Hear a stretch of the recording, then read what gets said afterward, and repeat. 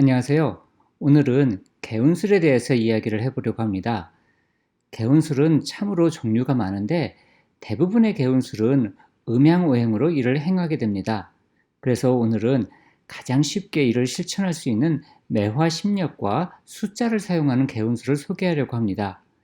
이 방법을 숙지하시면 풍수라든지 유김 또는 구성기약이나 기분등갑의 취기술 이런 것들도 사용하는 것이 가능합니다. 도움이 되셨다면 구독과 좋아요 부탁드릴게요.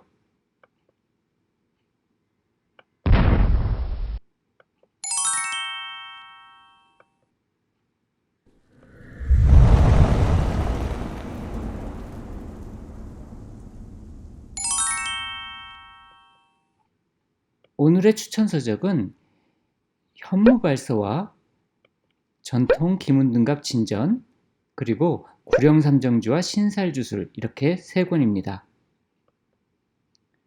자, 그러면 개운술에 대해서 살펴보는데 우선적으로 오행을 보도록 하겠습니다.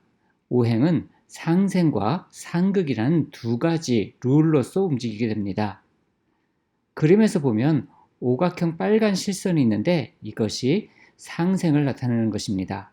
그리고 노란색에 별 모양으로 된 표시가 있는데 그것이 상극이 됩니다. 보통 바로 옆에 글자는 상생이고 한 글자 건너서는 상극이 됩니다. 이 한 글자 건너서라는 것만 잘 기억하시면 여러 가지 개운술이 풀리게 되어 있습니다. 한 글자 건너서인 상극 관계 사이에 상생의 글자가 들어있기 때문에 그 상생의 글자가 바로 개운술의 핵심이 되는 것이죠. 우선 오행 중에 목을 보도록 하겠습니다. 보통 봄을 의미하고 처음 새싹이 탁 하고 터져 나오는 그러한 것을 뜻합니다. 영어로 spring이라는 것과 굉장히 비슷한 의미가 됩니다. 색은 푸른색이고 간담과 눈을 의미하며 분노로 표현이 됩니다. 숫자는 3과 8입니다. 다음으로 화는 여름이고 꽃이 피듯이 활짝 만개해서 기운이 멀리 펼쳐져서 가는 그러한 모습을 보여줍니다. 색은 빨간색이고 심장과 소장과 혀로 통합니다. 그리고 기쁨으로 표현이 되고 숫자는 2와 7 이렇게 두 가지가 됩니다. 토는 약간 복잡한데요. 중심과 변환의 주체라는 이 두 가지로 작용을 합니다. 그래서 토와 용 이렇게 두 가지로 나누기도 합니다. 토의 본체는 중심이고 토의 쓰임이 계절 사이사이에 환절기가 됩니다. 그래서 토는 그대로 유지한다는 것과 변환한다는 것 이렇게 상반된 두 가지 속성을 의미하게 됩니다. 토의 유지하는 기능은 오황쌀, 토황쌀이라고 해서 좋지 못한 것으로 하고 토에 변화하는 것은 보통 재물운으로 표출이 된다고 말을 합니다. 그래서 풍수에서는 엽전 5개를 토황쌀의 자리에 두는데 이는 토를 뜻하는 5라는 숫자를 동전이라는 금으로 토생금 변화시키는 그러한 것을 행합니다. 그 결과 재물운이 높아지게 되는 것이죠. 색은 노란색이며 비장, 위장, 그리고 입술로 통하며 생각과 걱정, 또 염려 이런 것으로 표출이 됩니다. 숫자는 5와 10 이렇게 두 가지입니다. 금은 가을을 의미하고 색으로는 흰색이 됩니다. 목으로 턱 하고 튀어오르는 그런 기운이 화로 멀리 펼쳐져 가다가 토로 궤도 운동을 하고 그 힘을 다해서 다시 중심으로 되돌아오는 것이 금이 됩니다. 그래서 되돌아오는 그 과정에서 껍질이 생기고 과일처럼 안에는 과즙을 가지고 있고 겉에는 껍질을 가지고 있는 겉은 단단하지만 속은 굉장히 소프트한 그러한 모습을 보여줍니다. 폐와 대장과 코로 통하게 되며 우울함과 슬픔 이런 것으로 표현이 됩니다. 숫자는 4, 9입니다. 마지막으로 수는 검은색이며 되돌아오는 금의 기운이 중심에서 완전히 압축이 돼서 씨앗처럼 단단하게 그렇게 뭉쳐져 있는 것이 됩니다. 겨울을 뜻하고요. 신장과 방광과 귀로 통하며 무서움과 두려움과 불안감으로 표출이 됩니다. 숫자는 1, 6 이렇게 됩니다. 이제 다시 이 그림을 보시면 조금 더 이해가 되실 것입니다. 오행은 단독으로는 그렇게 큰 의미가 없고 이렇게 다른 기운과 상극, 상생 이렇게 하면서 관계로서의 작용이 중요하게 됩니다. 일반적으로 내 기운을 뺏는 것을 설기시킨다고 하고 나를 극하는 것과 함께 가장 좋지 못한 두 가지로서 봅니다. 그 다음으로 나를 살리는 기운과 내가 극하는 기운의 두 가지와 또한 나하고 똑같은 기운 이렇게 총 세 가지가 있는데 이 세 가지는 보통 좋다고 보게 됩니다. 하지만 나를 생해주는 기운과 나하고 같은 기운을 조금 더 좋은 것으로 보고 내가 극하는 것은 보통 감당할 수 있는 그 정도 상황이다 이렇게 여기게 됩니다. 자, 이제 괴를 얻는 방법을 보도록 하겠습니다. 괴를 얻는 방법은 본서법과 중서법과 약서법이 있는데 매화심력은 동요가 한 개이므로 약서법을 사용합니다. 일본의 역술대가 고도 선생은 약서법을 해야 집중력을 놓치지 않을 수 있다고 해서 약서법이 좋다고 얘기했는데 여기서는 꼭 그런 이유만이 아니라 동요가 하나이기 때문에 이렇게 한다고 여기시면 될 것 같습니다.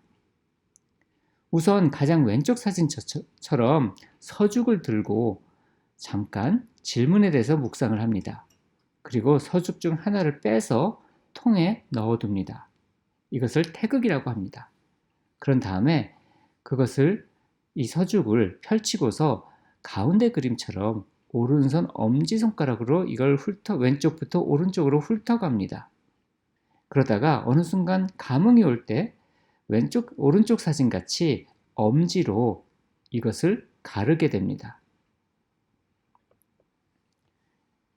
자, 그리고 나서 왼쪽에 있는 사진처럼 그렇게 갈라놓은 오른손에 잡은 그 서죽들을 내려놓습니다. 그리고 이렇게 내려놓은 서죽 중에 하나를 꺼내서 왼손 새끼손가락에 끼우도록 합니다. 그리고 왼손에 지금 현재 들고 있는 서죽을 8개씩 덜어냅니다. 최종적으로 몇 개가 남았는지에 따라서 그게 0부터 7까지 이렇게 될 겁니다. 거기에 새끼손가락에 끼운 하나를 더하게 됩니다. 이것을 하괴라고 합니다. 그리고 나서 이것을 한 번 더 동일하게 합니다. 그래서 나온 숫자가 상괴가 됩니다. 마지막으로 한 번만 더 합니다.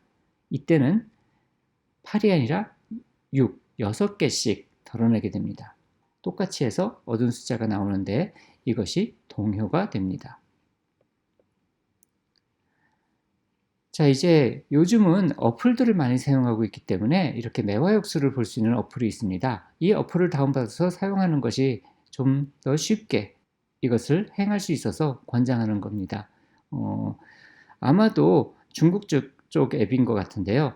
한자로 검색을 하시면 나옵니다. 한자로 매화역수라고 검색을 하시면 됩니다.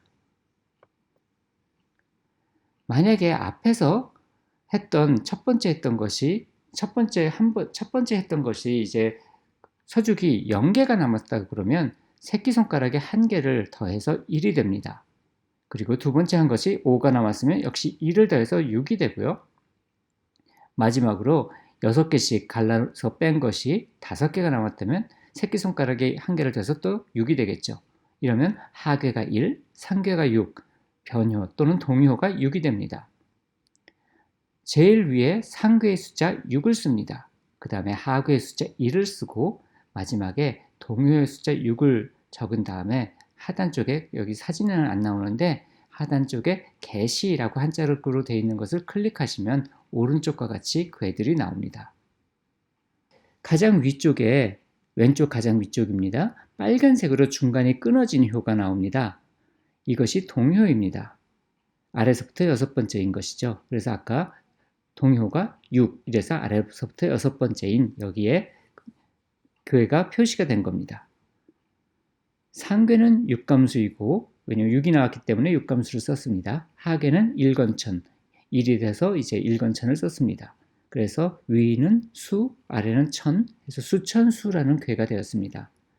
물론 괴명을 알지 못해도 상관은 없습니다. 오행만 볼 수 있으면 됩니다. 위에 어플에 나오는 오행만 있으면 이제 점을 칠 수 있게 됩니다. 상괴의 수구, 하괴는 금이 됩니다.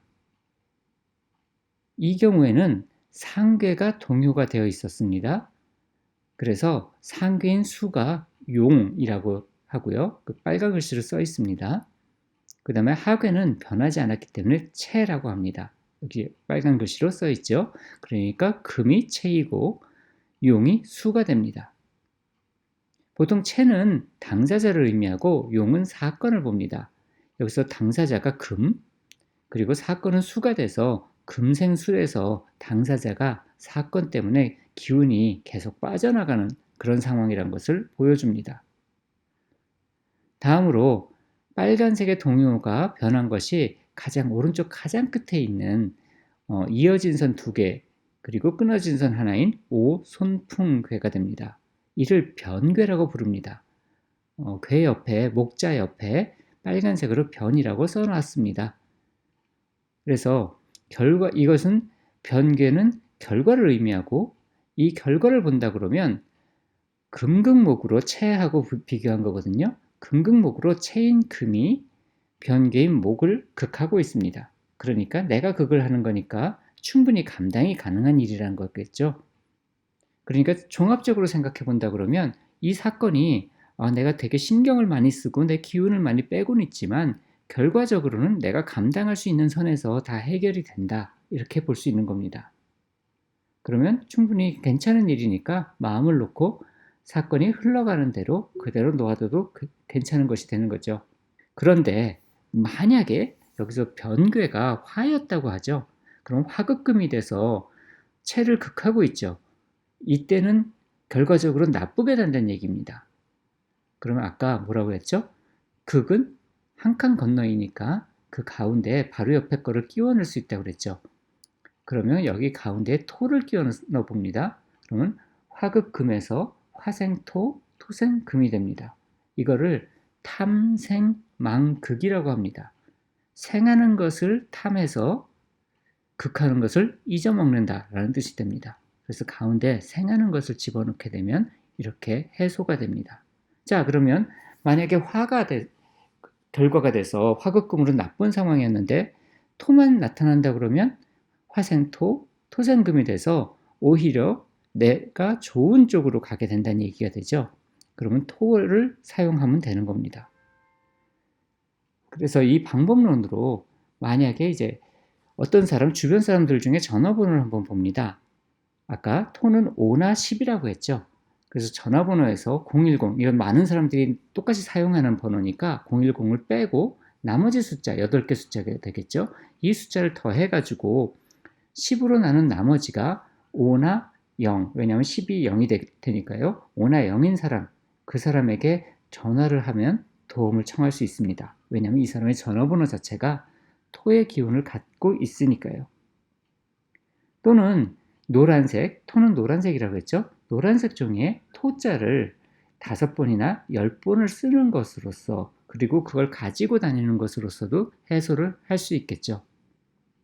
만약에 기를 움직일 수 있다면 족태음 비경과 조경명 위경, 비와 위가 아까 토라고 그랬죠. 족태음 비경과 조경명 위경의 기를 돌게 하는 운기법을 가지고도 해결이 가능할 것입니다. 자, 이제 개운술이란 게 어떻게 돌아가는 것이다 라는 그러한 것에 대해서 개념이 잡히실 거예요. 이렇게 극을 하고 있을 때 가운데 생을 하는 것을 넣는다든지 또는 내 기운이 빨려나갈 때 나를 생하는 것을 놓게 되면 내 기운이 빨려가는 것은 내 바로 옆 글자잖아요. 그러면 내 뒤쪽에 나를 생해주는 다른 글자를 데리고 오면 이 둘은 나를 가운데 두고 한 칸 건너가 되기 때문에 또 극을 하는 것이 돼서 해결을 할 수도 있습니다. 이런 방식으로 여러 가지 극과 생 이것을 조절해 가면서 운을 바꿔가는 것이 개운술이 됩니다. 자, 그래서 오늘 살짝 어떻게 보면 복잡할 수도 있는 얘기인데 간단하게 좀 살폈습니다. 물론 매화역술을 조금 더 공부를 하시고 그 점을 치는 게 목적이 아니라 내가 지금 이 사건이 어떤 기운으로 흘러가는지를 보고 그것을 보충하는 기운을 사용한다든지 그것을 조절하는 기운을 사용한다든지 이러한 개운수를 사용하기 위한 지표로 쓴 것이거든요. 그러니까 점을 치느냐, 운을 바꾸느냐 이 두 가지 중에 어디에 포커스를 맞추느냐에 따라서 공부하는 방식이 달라지게 됩니다. 도교의 경우는 상징과 표상을 굉장히 중시한다고 했었는데 이 상징과 표상이 여기서는 오행의 목화토금수 그리고 이들의 상생과 상극 관계 그리고 어떤 오행을 쓸 것인가에 따라서 그것을 표상하거나 그것을 상징하는 여러 가지 숫자라든지 색깔이라든지 어떨 때는 내 몸의 경락이라든지 이런 것에 맞춰서 이것을 활용할 수 있게 되는 것입니다. 자, 그러면 오늘은 여기까지 마치도록 하겠습니다. 수고 많으셨습니다.